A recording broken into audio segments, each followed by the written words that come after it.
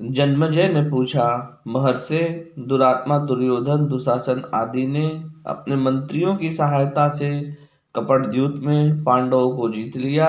इतना ही नहीं, उन्होंने बैर भाव बढ़ाने के लिए भला बुरा भी उन्हें कहा। तदंतर मेरे पूर्वज पांडवों ने इस विपत्ति में पड़कर किस प्रकार अपना समय बिताया, उनके साथ वन में कौन कौन गए, वे वन में कैसा बर्ताव करते थे, क्या भोजन करते थे और कहाँ रहते थे, वन में उनके 12 वर्ष किस प्रकार व्यतीत हुए, परम सौभाग्यवती सत्यवादिनी राजकुमारी द्रौपदी ने किस प्रकार वन के दुखों को सहा, आप इन सब बातों का वर्णन करके मेरी उत्कंठा शांत कीजिए। वैशंपायन जी ने कहा, जन्मेजय, महात्मा पांडव दुरात्मा दुर्योधन आदि के व्यवहार से दुखित होकर अपने अस्त्र शस्त्र और रानी द्रौपदी के साथ हस्तिनापुर से निकल पड़े। पांडव रथ पर सवार होकर गंगा तट पर प्रमाण नामक बहुत बड़े बरगद के पेड़ के पास आए। उस समय संध्या हो चली थी। वहां उन्होंने हाथ मुंह धोया और केवल जलपान करके ही वह रात बिताई। उस समय बहुत से ब्राह्मण प्रेमवश पांडवों के पास आए। उनमें बहुत से अग्निहोत्री ब्राह्मण भी थे। उनकी मंडली में बैठकर पांडवों ने विभिन्न प्रकार की चर्चा करते हुए वह रात बिता दी। वैशंपायन जी कहते हैं, जन्मेजय, रात बीत गई। पांडव नित्य कर्म करके निवृत्त हुए। जब उन्होंने वन में जाने की तैयारी की, तब धर्मराज युधिष्ठिर ने ब्राह्मणों से कहा, महात्माओं, इस समय हमारा राज्य, लक्ष्मी और सर्वस्व शत्रुओं ने छीन लिया है। हम कंदमूल फल का भोजन करते हुए वन में निवास करने जा रहे हैं। वन में बड़े बड़े विघ्न बाधाएं हैं, इसीलिए आप लोगों को वहां बड़ा कष्ट होगा। अब आप लोग अपने अपने अभिष्ट स्थान को लौट जाएं। ब्राह्मणों ने कहा, राजन, प्रेम के कारण हम लोग आपके साथ रहना चाहते हैं। हमें आप अपने पास रखने की कृपा कीजिए।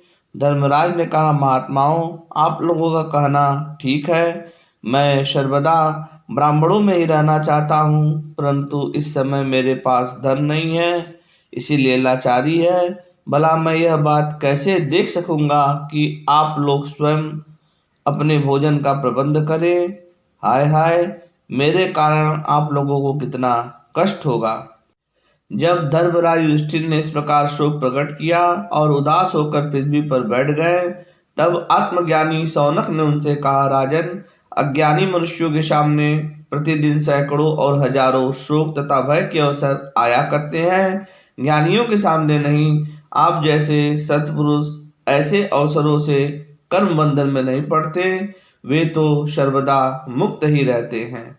आपकी जैसी अटल बुद्धि जिसे प्राप्त है, वह संपत्ति के नाश से, अन्न वस्त्र के न मिलने से घोर विपत्ति के समय भी दुखी नहीं होता। शरीर के दुख के 4 कारण हैं: रोग, दुखद वस्तु का स्पर्श, अधिक परिश्रम और अभिलषित वस्तु का न मिलना। इन निमित्तों से मन में चिंता हो जाती है और मानसिक दुख ही शारीरिक दुख का रूप धारण कर लेता है। लोहे का गर्म गोला यदि घड़े के जल में डाल दिया जाए तो वह जल भी गर्म हो जाता है। वैसे ही मानसिक पीड़ा से शरीर भी व्यथित हो जाता है। इसीलिए जैसे जल के द्वारा अग्नि को शांत किया जाता है, वैसे ही ज्ञान के द्वारा मन को शांत रखना चाहिए। मन का दुख मिट जाने पर शरीर का दुख भी मिट जाता है। मन के दुखी होने के कारण है स्नेह। स्नेह के कारण ही मनुष्य विश्व में फंसता है और अनेक प्रकार के दुख भोगने लगता है। जैसे ईंधन अपनी ही आग से भस्म हो जाता है, वैसे ही लोभी पुरुष स्वाभाविक लोभ से ही नष्ट हो जाता है। जैसे प्राणियों के सिर पर मृत्यु का भय सर्वदा सवार रहता है, वैसे ही धनी पुरुषों को राजा, जल, अग्नि, चोर और कुटुंब का भय सदा ही बना रहता है। जैसे मांस को आकाश में पक्षी, भूमि पर हिंसक जीव और जल में मगरमच्छ खा जाते हैं, वैसे ही धनी पुरुषों के धन को भी सब कहीं दूसरे लोग ही भोगा करते हैं। यदि धन अपने पास इकट्ठा हो जाए तो वह पाले हुए शत्रु के समान ही है, उसे छोड़ने में ही भलाई है। युधिष्ठिर ने कहा, ब्राह्मणों, मैं इसलिए धन नहीं चाहता कि उसका स्वयं उपभोग करूं, मैं तो केवल ब्राह्मणों का भरण पोषण करना चाहता हूं। गृहस्थ पुरुषों के भोजन में सभी प्राणी हिस्सेदार हैं। गृहस्थ के लिए यह धर्म है कि वह सन्यासी आदि उन लोगों को भोजन करावे जो अपने हाथ से अन्न नहीं पकाते। सत्पुरुषों के घर में तिनके का आसन, बैठने के स्थान, जल और मीठी बात का कभी अभाव नहीं होना चाहिए। यह सनातन धर्म है कि जो अपने पास आवे उसे प्रेम भरी दृष्टि से देखे, मन से उसके प्रति सद्भाव करें, मधुर वाणी बोले और उठकर आसन दे। अतिथि को आता हुआ देखकर अगवानी और सत्कार तो अवश्य ही करना चाहिए।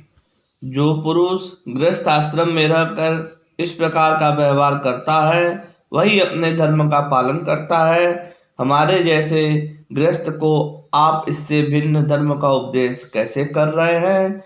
शौनक जी ने कहा, सचमुच इस जगत की चाल उल्टी है।